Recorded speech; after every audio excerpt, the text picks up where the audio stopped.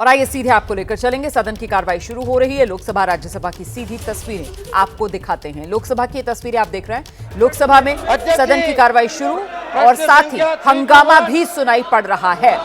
अध्यक्ष महोदय, आप सभापति पर रखा गया। आप सदन नहीं चलाना चाहते। सदन की कार्रवाई आज 12 बजे तक के लिए स्थगित की जाती है। कार्यवाही दोपहर 12 बजे तक के लिए स्थगित कर दी गई है।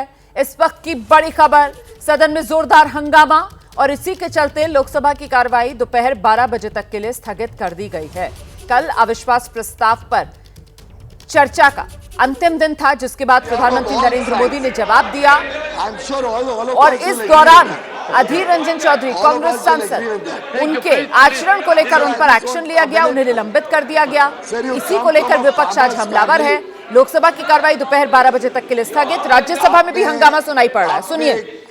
किसान परिवार से आकर एक धरती पुत्र के नाते जिस प्रकार से अपने ह्यूमिलिटी से, अपने सरल स्वभाव से, व्यक्तित्व से और कार्यशैली से, और साथ ही साथ जो आपका कानून के ऊपर पकड़ है, जिस प्रकार से आपने कानून की समझ को हम सबको भी सिखाया, हम सबको भी आगे समझने का मौका दिया। मैं आपको बधाई देता हूं और धन्यवाद देता हूं उस हाउस की। Papers to be laid on the table.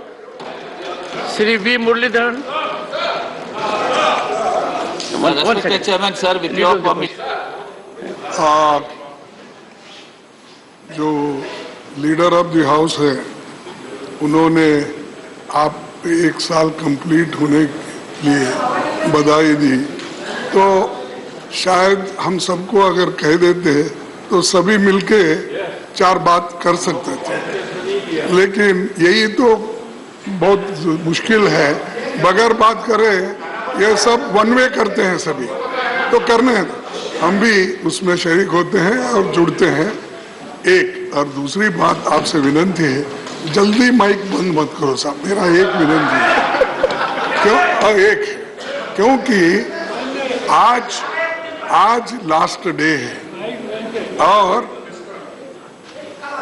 इतने लोगों को इस सदन से सस्पेंड किया गया और प्रिविलेज कमिटी को रेफर किया गया, 6 लोगों को किया गया, और वहां पर अधीर रंजन चौधरी जो अपोजिशन लीडर है उनको भी सस्पेंड किया गया। ये ऐसा अरे संविधान में दोनों हाउस है, दोनों एक हाउस नहीं है, दोनों हाउस है। At least on the last day, at least on the last day, let us listen to the leader of the opposition, please. I can tell you, during 1 year, if I have learnt maximum, I have learned from the leader of the opposition and the senior leaders. In my chamber, they have been a source of enlightenment. I plead with you, it's a very embarrassing moment for me. As governor also for 3 years, I never came out with any document for 6 months or 1 year or 2 years. I don't comment whether it is advisable or not. I feel humbled and embarrassed, but please listen to the leader of the opposition with full attention. Let us set a good example. Please, no Harinath. Harinath, anyone out of track may be named by me. I may have to name. Leader of the house, I may have to name your member. I may have to name his name.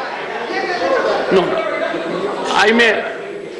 Please, we will hear leader of the opposition, irrespective of the situation that what he says may not be generally palatable to all. Please, sir. And I'm sure, sir, you will bear this in mind. It is the last day. Help me that we all part way with a good resolution. नहीं, हम तो आपकी बात, हम तो इसमें विश्वास रखते हैं, कल करने का आज करो, आज करने का अभी करो, पल में प्रलय होगा फिर करोगे कब। तो हमारी नीति तो यह है सभी जल्दी होना और टाइम पे होना। लेकिन सर, ये लोकतंत्र में एक ऐसी बात होती है और डिबेट में छोटे मोटे विषय आते हैं और एक दूसरे के विषय में कुछ कहते हैं, तो अगर वो बहुत अनपार्लियामेंट्री है, किसी को दुखी करता है बहुत, उस वक्त आप कह सकते हैं ये अनपार्लियामेंट्री है, ये ठीक नहीं है। लेकिन वहाँ जो हमारे अधीर रंजन चौधरी साहब को निलंबित किया गया है, वो फ्लिम्सी ग्राउंड, उन्होंने इतना ही बोला, नीरव मोदी, नीरव मीन्स शांत, साइलेंट, अरे मुंह, इसीलिए नीरव मोदी बोले तो इसके ऊपर आप सस्पेंड करते हैं। It happened there, sir. It happened in the other house.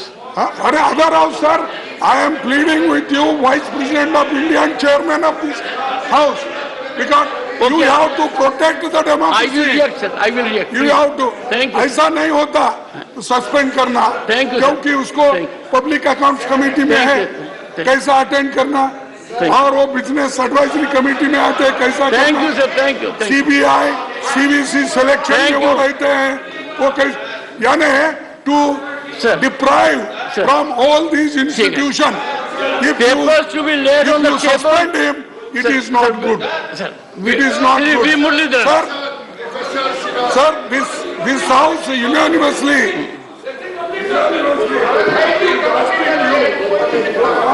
Send a message. Shri Muralidharan, V. Muralidharan. Sir, can I have 1 minute before the paper leak? Sir, नहीं सर, ये जरूरी है। I have called papers to be laid on the No, table. that's correct, sir. I agree with You have to that. delete, you have to expand.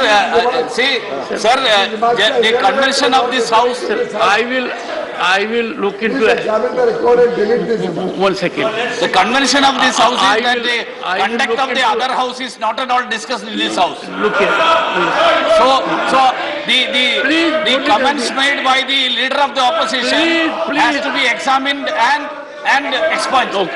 And it should be censored. Shri V. Muralidharan. Respected Chairman, sir, with your permission, on behalf of my colleague Shri Prahlad Singh Patel ji, I rise to lay the papers listed against his name at serial number 1A in today's revised list of business. Shri Ashwini Kumar Chaube. मैं आपकी अनुमति से आज संशोधित कार्यावली में क्रम संख्या 1 ख पर अपने नाम के सामने सूचीबद्ध उपभोक्ता मामले, खाद्य आपूर्ति एवं सार्वजनिक वितरण मंत्रालय से संबंधित कागजात को सभा पटल पर रखता हूँ।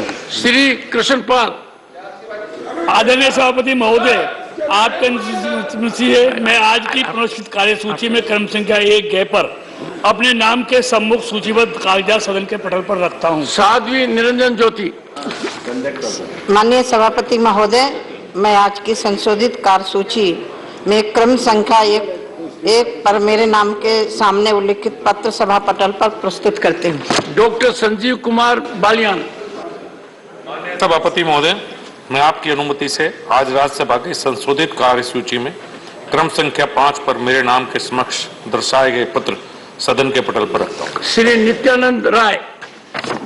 महोदय, मैं आपकी अनुमति से आज की संशोधित कार्यावली में क्रमांक संख्या और आइए सीधे अब आपको लिए चलते हैं। हमारे साथ इस वक्त खास मेहमान पवन खेड़ा जी, जो चेयरमैन हैं कांग्रेस की मीडिया कमेटी के, वो इस वक्त मौजूद है। पवन जी, बहुत शुक्रिया एबीपी न्यूज के लिए समय देने के लिए। सर, वो अविश्वास प्रस्ताव जिस पर कल प्रधानमंत्री नरेंद्र मोदी ने जवाब दिया, उसको लेकर सरकार, सत्ता पक्ष तो गदगद है। आप लोग भले ही कह रहे हैं कि साहब संतोषजनक जवाब नहीं, लेकिन सरकार की तरफ से कहा, आवाज आ रही है, बंद है, आवाज आ रही है पवन जी? मुझे लगता है जरा कनेक्शन ठीक करवाना चाहिए हमें। उसके बाद पवन जी, आप मुझे सुन पा रहे हैं? ठीक। हाँ, अब आ रही है तो एक बार माफ कीजिएगा, दोहराना पड़ेगा आपको। जी जी जी, मैं बस ये कह रही थी सर कि कल प्रधानमंत्री ने अविश्वास प्रस्ताव पर जब जवाब दिया तो फिर विपक्ष की तरफ से तो प्रतिक्रिया ये कि साहब संतोषजनक नहीं है जवाब, लेकिन सत्ता पक्ष गदगद है और सत्ता पक्ष की तरफ से कहा जा रहा है देखिए फील्डिंग सजाई थी विपक्ष ने और सेंचुरी लगा दी है प्रधानमंत्री नरेंद्र मोदी ने। ये जो सोच है कि संसद में प्रधानमंत्री चौके छक्के लगाने जाते हैं, ये सोच से ही आज देश परेशान है। आप संसद में जाते हैं सवालों के जवाब देने। हमने 3 सवाल पूछे थे, बड़े स्पष्ट सवाल थे। मणिपुर पे आप देखिए 90 मिनट तक बोलते रहे और मणिपुर का जिक्र तक ना आए। और वहां भी, माफ कीजिएगा मैं ये शब्द इस्तेमाल नहीं करना चाहता हूं, लेकिन फूहड़ता का प्रदर्शन हुआ। प्रधानमंत्री के स्तर पर इस तरह की फूहड़ बात, इस तरह के मजाक, इस तरह की नारेबाजी, प्रधानमंत्री नारे लगवा रहे हैं संसद में। आपको लगा क्या कि ये 140 करोड़ जनता के प्रतिनिधि हैं? कहीं से भी लगा कि इस पद पर बड़े बड़े, चलिए हमारी पार्टी को छोड़ दीजिए, प्रधानमंत्री हर पार्टी के माने जाते हैं, अटल जी भी रहे थे। कभी सुना आपने इस तरह की फूहड़ता अटल जी के वक्त, मनमोहन सिंह जी के वक्त, नरसिम्हा राव जी के वक्त, विश्वनाथ प्रताप सिंह जी के वक्त, राजीव जी के वक्त, इंदिरा जी के वक्त, लाल बहादुर शास्त्री के वक्त, इंदर कुमार गुजराल जी के वक्त, देवेगौड़ा जी के वक्त, किसी के वक्त आपने सुना इस तरह की फूहड़ता? चंद्रशेखर जी के वक्त। लेकिन ऐसा फूहड़ प्रदर्शन पहली बार देखा। और अफसोस इस बात का है रोमाना जी कि जब यह फूहड़ता चल रही थी तब वो जवान भी देख रहा था, मणिपुर में जो रहने वाला है, कारगिल में जिसने युद्ध लड़ा था, जिसकी पत्नी को निरस्त्र करके घुमाया गया मणिपुर, क्या गुजरी होगी उसके दिल पर, क्या गुजरी होगी उन महिलाओं के दिल पर? यह सोचा नहीं प्रधानमंत्री ने। जी, लेकिन सर प्रधानमंत्री नरेंद्र मोदी की तरफ से और सत्ता पक्ष की तरफ से यह कहा जाता है कि साहब लोगों के मन की बात या फिर जनता की जो नब्ज है वो प्रधानमंत्री नरेंद्र मोदी से बेहतर, सत्ता पक्ष से बेहतर कोई समझता नहीं। इसी वजह से उन्होंने कहा कि ये जो अविश्वास प्रस्ताव विपक्ष की तरफ से लाया गया है ये और कुछ नहीं, ये सिर्फ और सिर्फ देश की जनता के आत्मविश्वास पर आघात है। रोमाना जी माफ कीजिएगा, मैं इस देश को फूहड़ तो नहीं मानता। यह देश के मन की बात नहीं हो सकती, ये प्रधानमंत्री के मन की बात हो सकती है, भारतीय जनता पार्टी के मन की बात हो सकती है, लेकिन ये देश ऐसा नहीं है जैसा ये प्रदर्शित करने की चेष्टा करते हैं संसद में। कतई नहीं है, हो ही नहीं सकता, कभी होगा भी नहीं। इतनी पुरानी सभ्यता हमारी, और ऐसी फूहड़ता महिलाओं के प्रति, ये इनका आदर है मन में कि साहब आप हंस बोल रहे हो, ठिठोली कर रहे हो, तालियां बजा रहे हो, बिना बात के नारे लगवा रहे हो। ऐसी बेशर्मी का परिचय मुझे नहीं लगता है हमारे समाज में इस तरह की कोई बेशर्मी है। हंसना, बोलना, ठिठोली की बात आपने की। मणिपुर जैसे संवेदनशील मुद्दे पर अविश्वास प्रस्ताव जब विपक्ष लेकर आया उस पर प्रधानमंत्री नरेंद्र मोदी जवाब देते हुए, यही आप कह रहे हैं ना।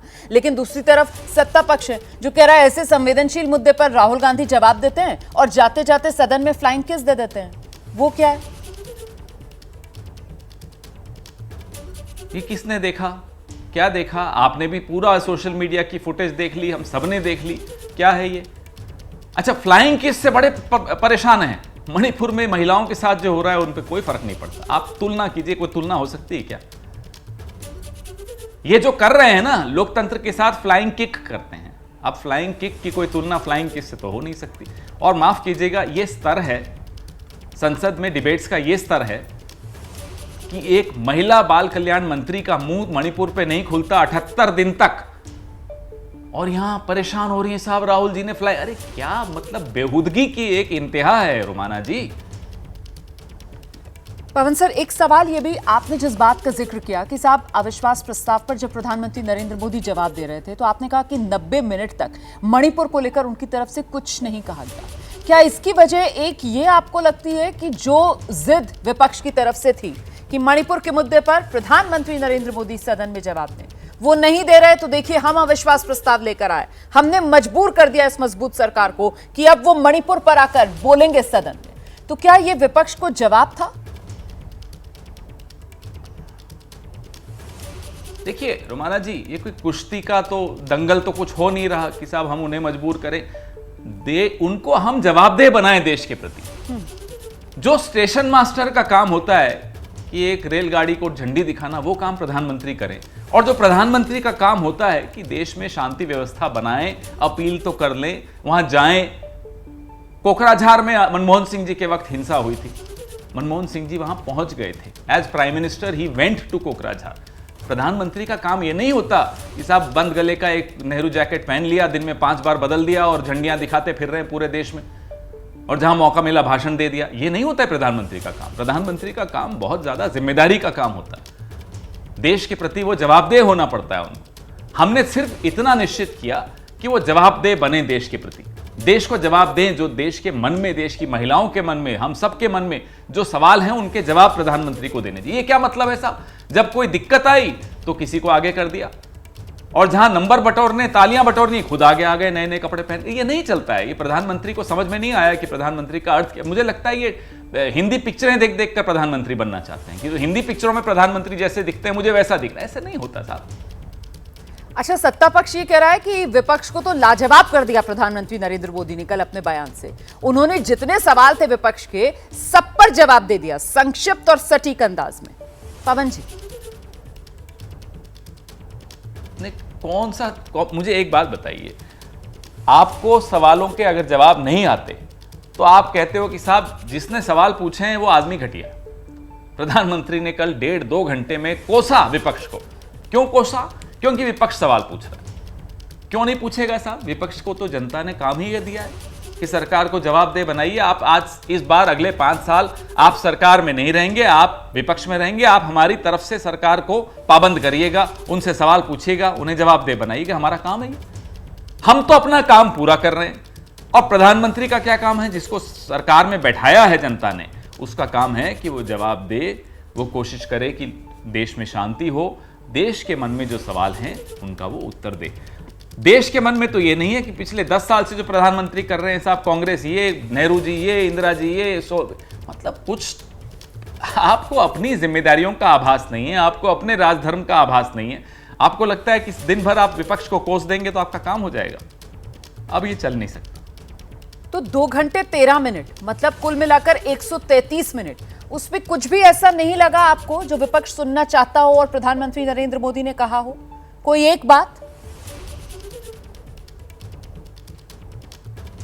मैं आपको हकीकत बताता हूं रोमाना जी, बतानी नहीं चाहिए। मैं मीडिया का चेयरमैन हूं तो मुझे मजबूरी है कि सुनना पड़ता है प्रधानमंत्री का भाषण। प्रधानमंत्री ने कितनी बार पानी पिया मैंने नहीं गिना। मैंने 5-6 बार पिया कि साहब नींद किसी तरह से हटाएं। उनके अपने साथी सो गए, स्पीकर साहब तक को मैंने देखा झपकी आ गई। ऐसा उबाऊ बात, एक ही बात को दोहराए जा रहे हैं 9 साल से लगातार। तो माफ कीजिएगा, लोगों को भी अब मनोरंजन नहीं चाहिए। अब प्रधानमंत्री से शुरू में अच्छा लगता था कि प्रधानमंत्री मनोरंजन करते हैं, अब प्रधानमंत्री से उत्तर चाहिए, जवाब चाहिए, बहुत समाधान चाहिए। बहुत शुक्रिया पवन जी, उम्मीद चाहिए। न्यूज़ पर अपनी बात अब ये सब चीजें अगर प्रधानमंत्री नहीं दे सकते। जी जी जी, बहुत शुक्रिया सर। तो पवन खेड़ा जी को आप सुन रहे थे जो कह रहे हैं प्रधानमंत्री नरेंद्र मोदी का भाषण पूरी तरीके से उबाऊ था। जिन सवालों के जवाब हम सुनना चाहते थे उन सवालों का कोई जवाब प्रधानमंत्री नरेंद्र मोदी के भाषण में नहीं मिला। और अब इस वक्त की बड़ी खबर आपको बताते हैं। बिहार के मुख्यमंत्री नीतीश कुमार ने बड़ा हमला बीजेपी पर बोला है। नीतीश कुमार कह रहे हैं कि जो विपक्ष की एकता है, इंडिया गठबंधन वाली एकता, उससे बीजेपी घबरा गई है। 2024 में बीजेपी का सफाया तय है, ये कहना है नीतीश कुमार का।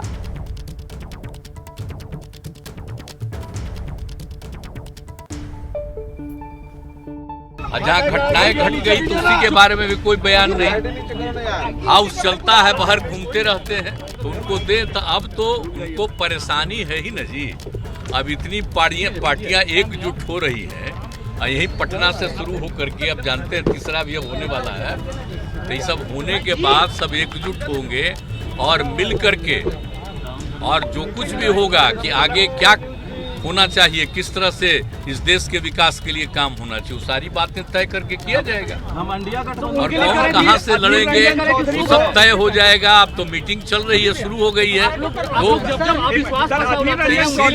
इसीलिए हम कह रहे हैं कि ये सब चूंकि हो रहा है तो परेशान है लोग, तो अपना रहे परेशान। हम लोग 2024 में बीजेपी साफ हो जाएगी बिहार से। बिल्कुल बिल्कुल, आप पक्का जान लीजिए, इसलिए घबराहट में है। तो पक्ष विपक्ष के बीच जोरदार आर पार लगातार जारी है। अविश्वास प्रस्ताव पर प्रधानमंत्री नरेंद्र मोदी ने कल जवाब दिया, जिसके बाद विपक्ष इसको सिरे से खारिज करता हुआ नजर आ रहा है। बिहार के डिप्टी सीएम तेजस्वी यादव, उन्होंने बड़ा हमला बीजेपी पर बोला। प्रधानमंत्री के अविश्वास प्रस्ताव पर भाषण को लेकर पलटवार किया। कह रहे हैं गठबंधन से बीजेपी घबरा गई है। प्रधानमंत्री के भाषण में दम नहीं था, वो विपक्ष की गुगली समझ ही नहीं पाए, ये कहना है तेजस्वी यादव का। बीजेपी गठबंधन से घबरा गई है। प्रधानमंत्री के भाषण में कोई दम नहीं था, विपक्ष की गुगली बीजेपी समझ नहीं पाई। सुनिए।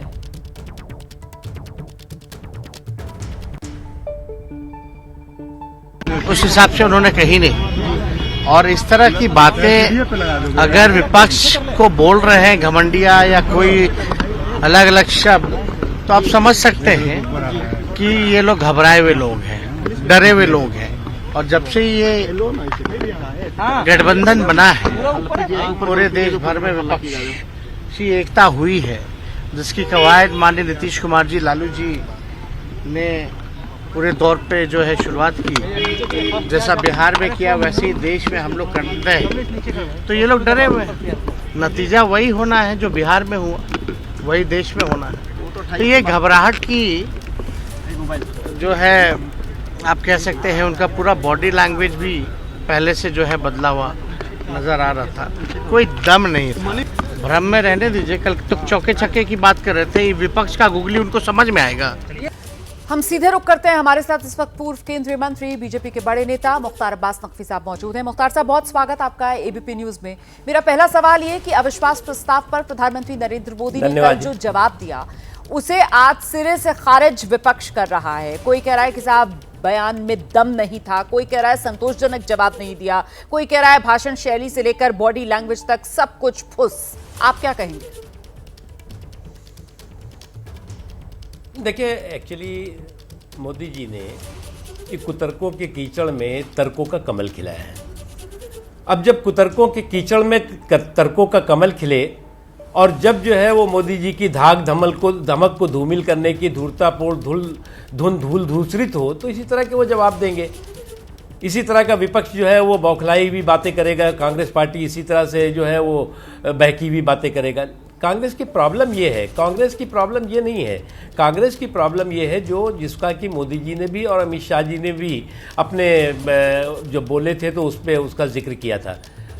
वो 3D पर विश्वास करते हैं, या तो डायनेस्टी की सरकार हो, या डिक्टेशन की सरकार हो, या डेपुटेशन की सरकार हो। अब ये जो सरकार है, ये पहली सरकार है, ना डायनेस्टी की सरकार है, ना डेपुटेशन की सरकार है, ना डिक्टेशन की सरकार है। ये जो है वो डेमोक्रेटिकली चुनी हुई, डेमोक्रेटिकली काम करने वाली सरकार है, जो पूरे जुनून और जज्बे के साथ लोगों के सरोकार के प्रति समर्पित भाव से काम कर रही है। अब उनको, कुछ लोगों को ये लगता है कि अरे भाई ये कैसे इन्होंने जो है वो कैसे एक पहली गैर कांग्रेस सरकार है जो कि अपना जो है वो 2 कार्यकाल पूरा करने के बाद तीसरे कार्यकाल में प्रवेश कर रही है, तो वो परेशानी है इनकी। जी सर, कांग्रेस की तरफ से कहा जा रहा है कि सदन के अंदर देश जो है वो देश के प्रधानमंत्री को सुनना चाहता था, लेकिन नरेंद्र मोदी जब सदन में बोल रहे थे तो बीजेपी के नेता के तौर पर उनकी तरफ से कहा जा रहा है कि साहब आज से पहले कभी आपने इतिहास में देखा है कि देश का कोई भी प्रधानमंत्री सदन में बोल रहा हो, जवाब दे रहा हो अविश्वास प्रस्ताव के मौके पर, मणिपुर जैसे संवेदनशील मुद्दे पर, और ऐसी फुहड़ता कि पीछे से नारेबाजी की जा रही है सत्ता पक्ष की तरफ से, वहां पर नारे लगवाए जा रहे हैं। इस पर क्या जवाब है सर? देखिए, दिक्कत इनकी ये है कि ये हिट एंड रन पे विश्वास करते हैं। ये जो है वो पहले आरोप लगाएंगे, आरोप लगाने के बाद जब उसका जवाब मिलेगा, तर्कों और तथ्यों के साथ जवाब मिलेगा, तो उड़नछू हो जाएंगे। जैसे ये सब सरकार में थे तो हर दिन ये हिट विकेट होते थे, और जब विपक्ष में आए तो हर दिन नो बॉल कर रहे हैं। अब चाहे हिट विकेट करते रहे हो और चाहे नो बॉल कर रहे हो, ये इनका खुद का बंटाधार कर रही है।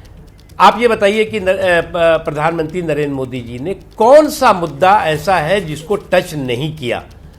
अब ये तो बात सही है कि जब आपका इतिहास दागी है तो वर्तमान तो बागी हो गई, और कांग्रेस पार्टी का एक इतिहास जो दागी है, उस दागी इतिहास के बारे में तो बताना पड़ेगा। इस देश की आपने किस बेदर्दी और बेशर्मी के साथ इस देश के लोगों के साथ विश्वासघात किया, उसको तो बताना पड़ेगा। अब आप कहेंगे जी ये पॉलिटिकल भाषण है, तो भैया आप ही लिख के दे देते। जब आप ही सारा डिक्टेशन दे रहे हो तो एक बात समझ लेना चाहिए कि आज के प्रधानमंत्री जी इस डायनेस्टी के डिक्टेशन पे चलने वाले नहीं है, डेपुटेशन पे चलने वाले नहीं है, बल्कि जो है वो डेमोक्रेटिकली जो भी देश के मुद्दे हैं उसको जो है वो डिग्निफाइड करके चलने वाले लोग हैं और चलते रहे हैं। ठीक है सर, तो प्रधानमंत्री नरेंद्र मोदी के लिए विपक्ष कह रहा है कि साहब खुद तो जो मन में आता है वो कहते हैं, लेकिन दूसरी तरफ विपक्ष की आवाज दबाते हैं। अब कांग्रेस के सांसद अधीर रंजन चौधरी, उनको सस्पेंड कर दिया गया सर। इसको लेकर भी विपक्ष हमलावर है। वो कह रहा है कि साहब ये लोकतंत्र में एक और निम्न स्तर जो बीजेपी के राज में देखने के लिए मिल रहा है, ये विपक्ष की आवाज को दबाने का काम कर रहा है। देखिए, बोली की आज़ादी गाली की उद्दंडता नहीं हो सकती। बोली की स्वतंत्रता गाली की उद्दंडता नहीं हो सकती, ना ही संसद के अंदर और ना संसद के बाहर। लेकिन अनफॉर्चुनेटली इन्होंने जो है वो बोली की स्वतंत्रता को गाली की उद्दंडता बना लिया है। क्योंकि जब तर्कों की कंगाली होती है तो इसी तरह से कुतर्कों की उद्दंडता दिखाई पड़ती है। आप ये बताइए कि किस मुद्दे पर इन्होंने शुरू में ये कहा कि हम जो है वो नो कॉन्फिडेंस मोशन तो सरकार नहीं लाई थी, नो कॉन्फिडेंस मोशन आप लाए थे। आप किस चीज़ पे नो कॉन्फिडेंस लाना चाहते थे? इसलिए लाना चाहते थे कि मोदी जी ने जिस जुनून और जज्बे के साथ परिश्रम को परिणाम में परिवर्तित किया, इसलिए लाना चाहते थे? या इसलिए लाना चाहते थे जो आपके समय में पॉलिसी पैरालिसिस थी, आपके समय में प्रधानमंत्री कार्यालय की जो गरिमा थी वो पूरी तरह से डिमोलिश हो गई थी? जिस तरह से लाना चाहते थे, जिस तरह से दुनिया में भारत की धाक अधमत को आपने धूमिल कर दिया था और मोदी जी ने उसको जो है वो उसकी धाक अधमत को स्थापित किया है, किस लिए लाना चाहते हैं भैया आप? जी, या इसलिए लाना चाहते हैं कि मोदी जी को जनता क्यों जो है वो जनादेश दे रही है एक के बाद एक जी, और हमको क्यों जो है वो रिजेक्ट कर रही है? तो मुझे लगता है कि आपको ठंडे दिमाग से, और मैं तो एक ही बात कहूँगा कि मुझे लगा था कि कुछ दिन ये संसद से बाहर एक जेंटलमैन या जो भी कहिए, थोड़ा मैन कहिए, वो जो है वो गए थे बाहर, ठीक ठाक होके आएंगे। लेकिन मैंने देखा कि वो संसद के अंदर भी जिस तरह की बकवास बहादुरी कर रहे थे, और उससे भी मजेदार बात थी किसके लिए कह रहे हैं? उस बकवास बहादुरी को बकअप करने के लिए उनके ये किसके लिए कह रहे हैं? आपकी संसद से बाहर कुछ दिन के लिए गए थे, मुझे लगता है आप राहुल गांधी पर आ गए। क्या राहुल गांधी पर आ गए आप? क्योंकि मैंने सवाल वैसे अधीर रंजन चौधरी को लेकर मैं तो नहीं, अरे अधीर रंजन चौधरी तो बेचारे वो तो मोहरा है, क्या करेंगे आप। अच्छा। ऐसा है कि एक दिक्कत है इनको कि जैसे इन्होंने क्या हुआ, जब इनका यूपीए है वो एनपीए बन गया, नॉन परफॉर्मिंग एसेट। तो जैसे यूपीए एनपीए बना वैसे इन्होंने जो है वो नए चोले में पुराना खेला शुरू करने के लिए काम किया, क्योंकि यूपीए का ना अंदर भाव रह गया था ना बाहर बोल रह गया था। तो इसी तरह से जो है वो इन्होंने भी, हमें लगा था कि कुछ तर्कों तथ्यों के साथ ये बात करेंगे। मैं तो बिना मांगी उनको सलाह यही दूंगा कि मम्मी जी को भी उनके, कि इनको किसी फिर से एक बार किसी, चाहे एज हो जाए कुछ बात नहीं, ये तो आजकल प्रौढ़ शिक्षा भी चल रही है, तो किसी पॉलिटिकल प्ले स्कूल में प्रवेश करा दे ताकि वो कुछ तर्क और तथ्यों के साथ बात करें। अंदर भी पार्लियामेंट हो या पार्लियामेंट के बाहर हो। पॉलिटिकल प्ले स्कूल से शुरुआत करवाने की बात कर रहे हैं मुख्तार साहब। आप अपने अंदाज के लिए जाने जाते हैं और उसी अंदाज में इस वक्त आप जो चुटीले अंदाज में यहाँ पर घेराबंदी कर रहे हैं सर, दर्शकों को यकीनन सुनकर मजा आ रहा होगा आपकी शैली को। मैं आपसे ये जानना चाह रही थी सर कि अभी आपने जिस बात का जिक्र किया कि साहब क्यों लेकर आए ये अविश्वास प्रस्ताव, तो विपक्ष तो कह रहा था कि मणिपुर का मुद्दा, विपक्ष तो कह रहा था कि साहब बोल ही नहीं रहे, मणिपुर पर आकर प्रधानमंत्री सदन में बात रखें, यही तो हम मांग कर रहे हैं, नहीं बोल रहे, हम मजबूर हुए विश्वास प्रस्ताव लाने के लिए। और अब विपक्ष ये भी कह रहा है कि 90 मिनट तक बोलते हैं और मणिपुर का म भी जबान पर नहीं आता प्रधानमंत्री नरेंद्र मोदी की। क्या ये विपक्ष को जवाब दे रहे थे आप लोग कि साहब विपक्ष जो बहुत चौड़ा हो रहा है कि हमने अविश्वास प्रस्ताव लाया, मजबूर कर दिया प्रधानमंत्री को मणिपुर पर बोलने के लिए, इसी वजह से क्या मणिपुर पर 90 मिनट तक प्रधानमंत्री नरेंद्र मोदी ने कुछ नहीं बोला? अमित शाह जी ने लगभग 2 घंटे से ज्यादा समय बोला और उस 2 घंटे में 1.5 घंटे, लगभग 1 घंटे लगभग मणिपुर और मणिपुर के हालात के बारे में, मणिपुर के जो सारे की सारी परिस्थितियां हैं उसके बारे में, पहले क्या रहा और आज क्या है और आज और किस दिशा में हम पॉजिटिव दिशा में आगे बढ़ रहे हैं, सब चीज़ें बात करी। उसको प्रधानमंत्री जी ने भी दोहराया। भैया आपको मणिपुर पे चर्चा करनी थी तो जब कहा सरकार बार बार कह रही थी, अमित शाह जी बार बार कह रहे थे, संसदीय कार्य मंत्री बार बार कह रहे थे कि भाई मणिपुर पे चर्चा करो ना, हम तैयार हैं, तो आपने कहा जी हम तो नहीं करेंगे, हम तो जो है वो प्रधानमंत्री जी जब आएंगे और वो जवाब देंगे तो भैया आप ही जो है वो डिक्टेट करोगे, आप कहोगे जो हम डिक्टेशन लिख करके दे वही आप बोलो, तो ये तो मोदी जी से संभव नहीं है भैया। मोदी जी उस मिट्टी के नहीं है जिस मिट्टी के आपके समय में डेपुटेशन वाले प्राइम मिनिस्टर हुआ करते थे कि आपने जो है वो प्रपोज किया और उन्होंने डिस्पोज किया, वो नहीं है अब। सर, प्रधानमंत्री नरेंद्र मोदी ने तो कल विपक्ष को शुभकामनाएं दे दी कि साहब 2028 में आप फिर लेकर आएगा विश्वास प्रस्ताव, लेकिन विपक्ष ये कह रहा है कि 2024 में मोदी सरकार का सफाया तय है। लोगों ने मन बना लिया है और इंडिया गठबंधन इसी से डरी हुई बीजेपी, और यही वजह कि ऐसे आक्रामक अंदाज में इंडिया पर हमले बीजेपी की तरफ से बोले जा रहे हैं। मुख्तार साहब, देखिए, एक चीज़ आपको समझना होगा कि जब जो है वो पायलट अनाड़ी हो और पैसेंजर खिलाड़ी हो तो उस प्लेन का क्या हश्र होता है, इसका अंदाज़ा कहने की ज़रूरत नहीं है। अभी यहाँ पर जो है वो आज की तारीख में पायलट कौन है आपको सबको मालूम है, और पैसेंजर सारे खिलाड़ी पैसेंजर बैठे हुए हैं उसमें, और जो है वो सबको जो है वो सब सारी अपनी अपनी बेल्ट्स बांध के बैठे हुए हैं कि किस समय जो है इमरजेंसी लैंडिंग हो जाए या किस समय क्या हो जाए, क्योंकि डूबते जहाज का जो है वो तिनका भी सहारा नहीं होता। तो इसलिए आने वाले 24 के चुनावी चौपाल पर भी जो है वो चारों खाने चित होंगे। ये बहुत धन्यवाद सर एबीपी न्यूज के लिए समय निकालने के लिए। तो 24 की चुनावी चौपाल में विपक्ष चारों खाने चित होगा, ये कह रहे थे मुख्तार अब्बास नकवी साहब। इस वक्त खबर हिमाचल प्रदेश से आ रही है, जहां चंबा में बड़ा हादसा हुआ, खाई में गिर गई है एक कार। एक शख्स की मौत की खबर सामने आई है और साथ ही 3 लोग पानी में बह गए, जिनकी तलाश अभी भी जारी है। इस हादसे में 4 अन्य लोग घायल भी हुए। तो ये कुछ तस्वीरें भी सामने आई हैं हादसे वाली जगह से। चंबा में तरवाई पुल के पास बोलेरो कार थी, अचानक गहरी खाई में जा गिरी। इस हादसे में कार चालक की मौके पर ही मौत हो गई। 4 लोग बुरी तरह जख्मी हुए, 3 अन्य लोग वो पानी में बह गए, उनका कुछ अता पता नहीं है, तलाश उनकी अभी जारी है। तस्वीरों को देखकर आप अंदाजा लगा सकते हैं कि कितनी ऊंचाई से ये गाड़ी यहां नीचे इस खाई में गिरी होगी, जहां पानी बहता हुआ नजर आ रहा है। इसी पानी के बहाव में 3 लोग जो बह गए, उनके बारे में अभी कोई जानकारी नहीं। कार चालक की मौके पर ही मौत और 4 अन्य लोग गंभीर रूप से जख्मी हुए। अगली खबर आपको बताते हैं, दिल्ली देहरादून हाईवे सड़क धंस गई है। सहारनपुर में सड़क का आधा हिस्सा धंस गया। शिवालिक की पहाड़ियों से आ रहे पानी के तेज बहाव की वजह से सड़क का ये बुरा हाल हुआ है। सड़क टूट गई, दून हाईवे से संपर्क टूट गया। उत्तर प्रदेश और उत्तराखंड की पुलिस ने अब रूट डायवर्जन किया है। ये तस्वीर आप देख रहे हैं, ये दिल्ली देहरादून हाईवे और यहीं पर ये सड़क धंसी है।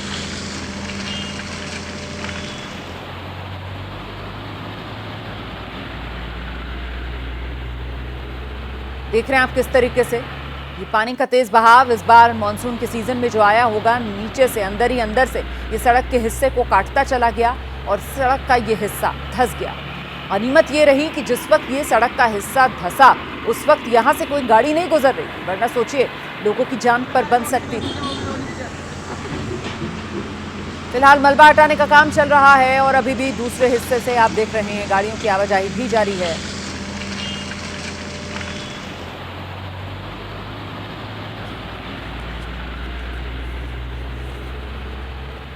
और अब आपको बिहार लेकर चलते हैं, मुजफ्फरपुर। यहां पर भी सैलाब की मार देखने के लिए मिल रही है।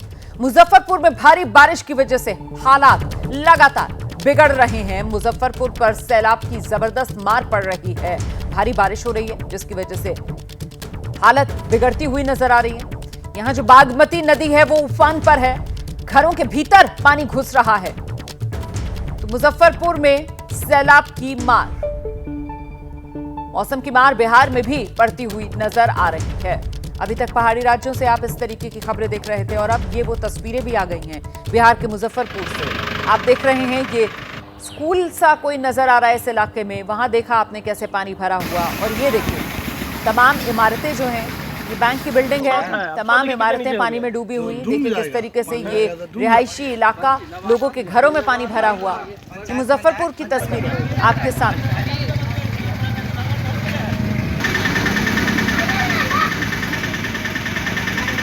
ये बाजार का सा इलाका नजर आ रहा है इस, और ये देखिए लोगों के घरों में पानी भरा हुआ है, कमर कमर तक पानी है। पहाड़ी राज्य का रुख करेंगे, उत्तराखंड की बात करते हैं, जहां बारिश आफत बनकर लगातार बरस रही है, थमने का नाम नहीं ले रही और इसी वजह से जो इलाके में नदी नाले हैं उफान पर बह रहे हैं। ये जो तस्वीरें आप देख रहे हैं, लैंडस्लाइड हुआ है यहाँ पर इस इलाके में, लोगों की जान मुश्किल में आ गई है। और रुद्रप्रयाग की ये जो तस्वीर है, केदार घाटी के तरसाली में चट्टान टूटी, केदारनाथ नेशनल हाईवे बंद हुआ, जिसके बाद एक नेपाल मूल का नागरिक उफनती हुई नदी को पार करने की कोशिश में सैलाब से घिर गया था, नदी के बीचों बीच फंस गया था। और जैसे ही इसके बारे में जानकारी मिली, एसडीआरएफ की टीम को मौके पर पहुंची, फौरन देखिए कैसे मोटे रस्से के सहारे इसका रेस्क्यू किया गया। नदी के बीच में फंसे शख्स को एसडीआरएफ की टीम ने कड़ी मशक्कत के बाद बाहर निकाला और जान इस शख्स की बच सकी।